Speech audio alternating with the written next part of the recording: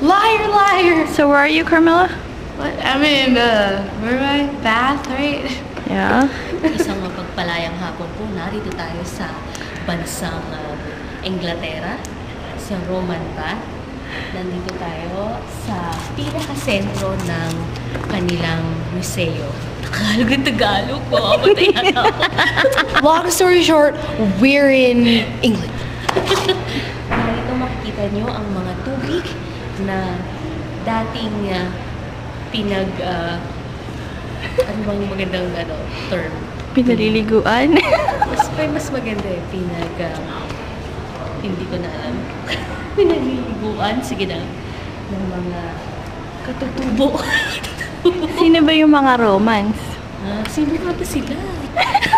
Bakit napaka-importante ng mga yun? Sila ang isa sa mga nagbigay ng magandang palatubigan. Palatubigan.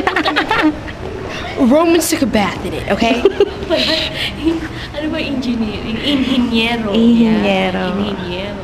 Ang mga unang inhinyero na nagbigay ng magandang palatubigan. Paulit-ulit na lang ako. Yun na yun. Sige.